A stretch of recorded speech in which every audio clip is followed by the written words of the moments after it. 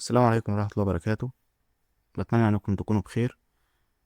والفيديو دوت حابب ان انا اعلم فيه بصراحة، او يعني استكمل فيه التوضيح بتاع السوفت وير اللي انا كنت شغال عليه الفترة اللي فاتت. هو مش سوفت وير بالمعنى الحرفي، ولكن انا حاولت ابسطه بحيث ان هو يكون متاح لكل الناس، وما تضطرش انك كل شوية ممكن تفتح اللاب. يعني انا حاولت اخليك على قدر المستطاع انك تفتح اللاب مرة واحدة، وهشرح لكم النهاردة الفكرة كده بشكل مبسط وسريع. طبعا في اثناء مرحله الدراسه، من اكبر المشاكل اللي كانت بتواجهني تقريبا من ساعه ما اتعرفت على ابلكيشن انكي وانا في سنه تانية، الوقت اللي انا بضيعه عشان ممكن اعمل فلاش كاردز على انكي. يعني محاضره واحده او محاضرتين كانت ممكن تضيع مني وقت كبير جدا، ده بالاضافه لان الوقت بتاعي مزنوق. طيب ليه انا كنت بفضل طريقه زي الفلاش كاردز؟ لان هي كانت بتديني فكره السبيسد ريبيتيشن، او التكرار المتباعد. التكرار المتباعد فكرته ان انا بذاكر حاجه النهارده، وبرجع ابص عليها بعد 3 ايام، وبرجع ابص عليها بعد مثلا 5 ايام، وهكذا. طيب، ايه الاستفادة من التكنيك دوت؟ الاستفادة من التكنيك دوت ان هو بيقوي الذاكرة عندك، وبيخلي المعلومات دي تتحفظ بشكل افضل، وبالتالي استدعائك ليها وقت الامتحان او وقت ما تطلب منك بيكون احسن بكتير. طبعا الطريقة ديت متجربة يعني، وشغال عليها ريسيرشز كتير، فمش انا اللي هتكلم عنها، وكل الناس تقريبا بتتكلم عنها. ولكن عوضا عن ان انت تمسك ملف المحاضرة تاني وتقعد تقراه تاني، وتمشي على الهايلايت اللي انت كنت مذاكرها، وبعد كده تبص على الورق اللي انت كنت مفرغه، فتحس الموضوع في المراجعة كده انت اصلا هتتقفل من فكرة المراجعة، وهتقول ان هي هتضيع لي وقت كبير، فذاكر حاجة جديدة احسن. لكن فكرة الفلاش كورس ان هي يعني الى حد ما بتنشط مخك وبتفكرك بالمحاضرة، على الاقل بالحاجات اللي هي الكي انفورميشن الموجودة في المحاضرة. ولكن طبعا زي ما قلت، الفكرة العويصة اللي كنت بغوص فيها، الوقت اللي كنت بضيعه في ان انا اعمل الفلاش كاردز ديت، ومش طول الوقت كنت بلاقي ديكس حد عاملها جاهزة وموفرها للناس اللي بعده، لان طبيعي الناس مضغوطة زيها زيك. طبعا برضو كون ان انت بتدرس مثلا في مصر، او جهة مش اللي هي حاجة انترناشونال يعني، فمش متوفر ليها ديكس بشكل كبير، على عكس انك تكون بتتعلم لغة مثلا. ففي مجموعة من الفوكاب للغة اللي انت بتتعلمها، ايا كان مستواك، ودي حاجة موجودة وورلد وايد، يعني كل الناس تقدر تستخدمها، وغالبا هتلاقي يعني بالعكس مفيش حاجة اسمها كلمات الانجليش اختلفت مثلا من منهج لمنهج، لا غالبا هي وهتستفاد في كل الحالات. لكن على عكس مثلا محتوى المحاضرة اللي انا بدرسه عندي في الكلية، فمحتوى المحاضرة اللي انا بدرسه عندي في الكلية هو ماشي محتوى علمي موجود في كل العالم، ولكن الطريقة اللي متصاغ بيها او اللي انا همتحن بيها في نهاية البلوك بتاعي هي الطريقة الموجودة في المحاضرة، مش الطريقة الموجودة عند حد تاني. فأنا يهمني محاضرتي أنا، مش المحتوى العلمي اللي موجود في مكان تاني. فاختصارا للوقت ده كله، أنا قعدت أفكر في سوفت وير ممكن أعمله، وأبسط طريقة تقديمه. لقيت إن أحسن حاجة ممكن أعملها هو بوت. البوت دوت كل فكرته إن أنت بتعمل له أبلود للملف بتاع المحاضرة بتاعتك، ويفضل إن هو يكون PDF يعني. طبعا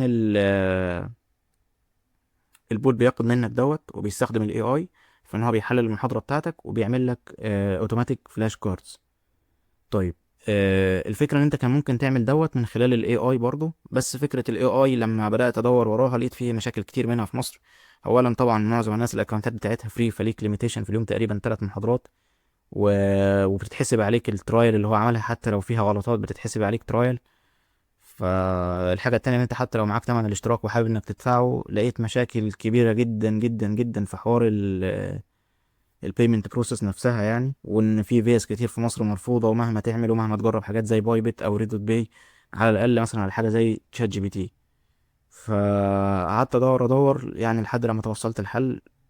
يعني ممكن اقول استفدت من شقين، ان انا لاول حاجه رجعت للبرمجه يعني ولو بشكل طفيف، لان طبعا مستواي فيها دلوقتي شبه ضايع. والحاجه التانية قدرت ان انا احل مشكله انا كنت بقابلها. و... وطبعا انا مش عارف بصراحه اذا كان حاجه زي كده ممكن تكون مفيده للناس بجد او لا، فعشان كده انا بدات الموضوع، خلينا نقول زي بيتا او ترايل في البدايه، يعني نجرب كده ونشوف الدنيا هتمشي ازاي. وحابب انوه على حاجه مهمه قبل ما ابدا دلوقتي اشرح لكم الفكره بشكل عملي، يعني ان انا يعني السيستم ده كله مكلفني اصلا فلوس، يعني في تكلفه واقعه عليا، نتيجه استخدام طبعا حاجات زي الاي اي، نتيجه استخدام سيرفرز عشان اعمل عليها هوست للحوار ده كله. فكل ده مكلفني فلوس. حتى الآن أنا ما عنديش يعني أي نية للتربح من السيستم ده، وهدفي الأول والأخير أصلا كانت من إنشائه هو خدمة الناس، ولكن على الأغلب هنضطر إن احنا نعمله بشكل مدفوع، عشان نقدر نغطي التكاليف ديت. هي طبعا مش هتكون كبيرة يعني، أنا هشرح غالبا الأسعار لسه بدرسها بصراحة، بحيث إن هي تكون مناسبة لكل الناس، وبحاول قدر الامكان ان انا التكلفه ما اخليهاش عاليه على الناس، عشان الناس تقدر ان هي تستفاد من الفكره ديت. وفي مفاجاه هقولها لكم دلوقتي واحنا بنشرح يعني، فدي هتكون حاجه كويسه يعني ان شاء الله. طيب احنا حابين ان احنا ندخل في الشرح بشكل سريع، وبعتذر عن الاطاله، ولكن انا حبيت اوضح الفكره بشكل عام واشرح لكم التفاصيل. طيب الفكره هي اصلا عباره عن زي ما قلت بوت تليجرام. طبعا ده اليوزر نيم بتاعه، هرفق لكم كل الحاجات ديت ان شاء الله في الديسكريبشن بوكس، او لو نزلته على تويتر يعني هوضح لكم كل التفاصيل دي. الفكره بكل بساطه زي ما انا قلت، احنا هنعمل ابلود لمحاضره معينه عندنا، وليكن مثلا انا مختار محاضره زي الهارت فيلير، فهعمل اوبن وهعمل ابلود. طبعا انا بنتظر في خلال دقيقه لدقيقتين بالكتير، فانا مش حابب انكم تنتظروا الوقت ده كله، فهوقف الفيديو وارجع لكم تاني وهقول لكم ايه اللي بيحصل. طبعا رجع رد عليا في تقريبا دقيقه بالظبط بملف تكست هو اللي جواه الفلاش كاردز. طيب فانا اللي هعمله ان انا اول حاجه هعمل سيف للملف دوت في نفس المكان مثلا اللي بذاكر فيه المحاضره، وليكن انا مثلا بذاكره في الهارت فيلير، فهعمل له سيف. خلاص اتعمل له سيف كده، انا معايا الملف اللي ممكن استخدمه كفلاش كاردز. طيب خلينا نرجع كده سريعا ونفتح انكي ونشوف هنستفاد من الحوار ده ازاي. اول حاجه انا بفتحها هي الابلكيشن بتاع انكي، وممكن نبقى نتكلم عنه بالتفصيل لو حد مش عارفه او اول مره يستخدمه يعني.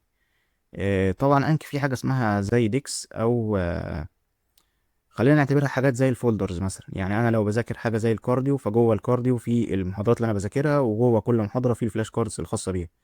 فخلينا عشان اشرح لكم الفكره من البدايه نعمل ديك جديد نسميه مثلا تي 1 اي حاجه، وهدوس اوكي.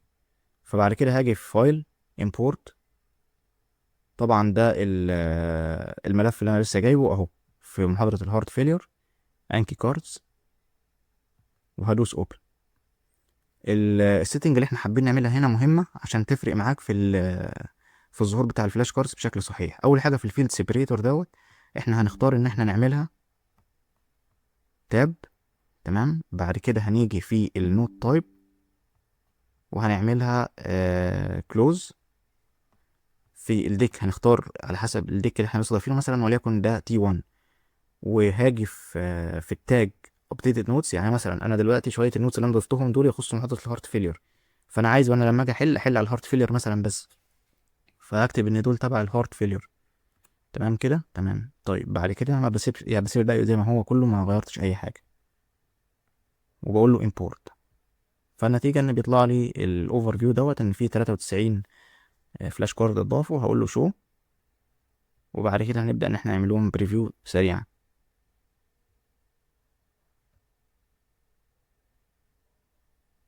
زي ما احنا شايفين اهو بدات الاسئله تظهر.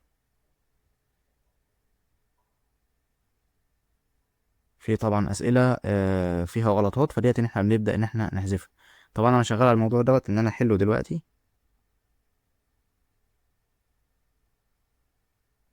وفي اسئله تحس ان هي ملهاش اي معنى، فبرضه ممكن نحذفها، لان طبعا النتيجه ان ده معموله AI. تمام. فلازم هيكون فيها جزء من الغلطات مهما عملت. فممكن انت تستفاد من شقين، ان انت لو حاجه مثلا معموله AI وانت شايف ان السؤال ممكن تعدل فيه بحيث ان تخليه مناسب ليك انت، فدي حاجه ترجع لك. شايف ان السؤال كويس فتمام اعتمده. بس هي الفكرة أحسن بكتير من إنك تبدأ starting from scratch. فهتلاقي في أجزاء من الأسئلة ملهاش معنى. في أجزاء من الأسئلة غريبة كده، تحس إن هو يعني جايب لك مثلا حاجة من الكلينيكال بيكتشر وحاططها لك. طبعا أنا حاولت أتغلب على المشكلة دي قدر الإمكان، وليا فترة بطور في البرومبت نفسه. آه، ولكن يعني لازم هتطلع فيه غلطات، لان ده AI. انت مهما عملت ومهما اشتركت في نسخ برو، بالمناسبه اللي انا بستخدمها هي اعلى نسخه من تشات جي بي تي متاحه حاليا يعني، فلازم هتكون في غلطات. تمام. طيب فزي ما قلت لك الحل انك مثلا خلاص لقيته ان هو، انا طبعا متاكد من خلال البرومبت ان هو بيكفر كل اجزاء المحاضره، فغالبا انت هتلاقي كل اجزاء المحاضره عندك معمول لها كفر بشكل كويس.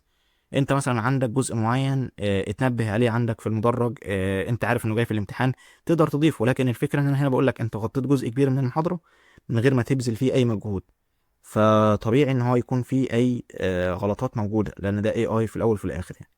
طيب هنرجع تاني كده سريعا. الفكرة بقى اللي انا بتكلم عليها هنا، والمفاجأة اللي انا قلت لكم عليها، ان اي حد هيجي يستخدم البوت في البداية هو مش محتاج ان هو يشحن فيه اي كريدتس بشكل نهائي. لسه طبعا انا ما اعلنتش عن الاسعار او عن الخطط اللي هي هتكون موجودة، هعلن عنها ان شاء الله قريبا يعني. ولكن المفاجأة زي ما قلت لكم ان اي حد هيجي يستخدم البوت بشكل جديد هينزل له كريدت بشكل مجاني، يعني ان شاء الله يكفيه. ممكن نقول يعمل من 6 ل10 محاضرات على حسب حجم المحاضرة طبعا.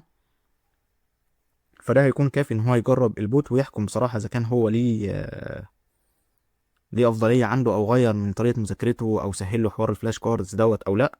طبعا كل واحد حر في ان هو يحكم بالطريقة اللي تريحه.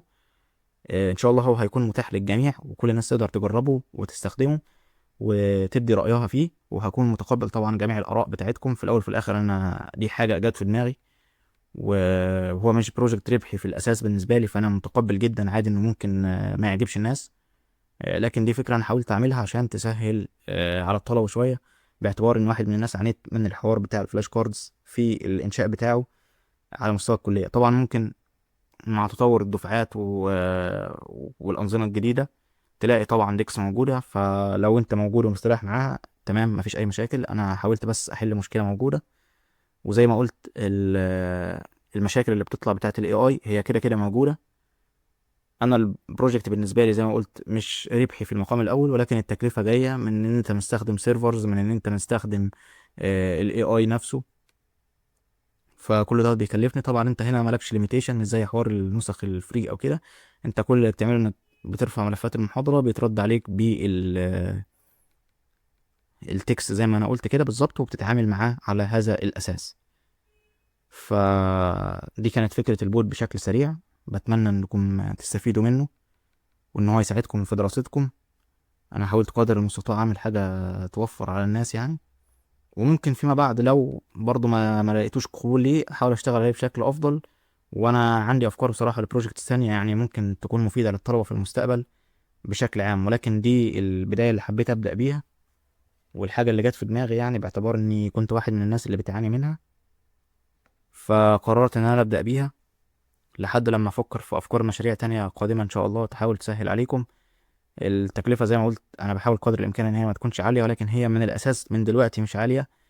تكاليف حاجات زي اكياس الشيبسي مثلا، او تمن الكنزات بتاعت البيبسي اللي ممكن نكون بنشتريها. ف يعني ان شاء الله تكون خير. وبتمنى ان اسمع ارائكم جميعا، واكون مبسوط باي حد يجرب البوت. زي ما قلت انت كده كده ليك رصيد. اي حد بيكون جديد ليه جزء من الكريدتس يعني بيكون موجود بشكل مجاني، مش مضطر ان هو يدفع فيه اي حاجه.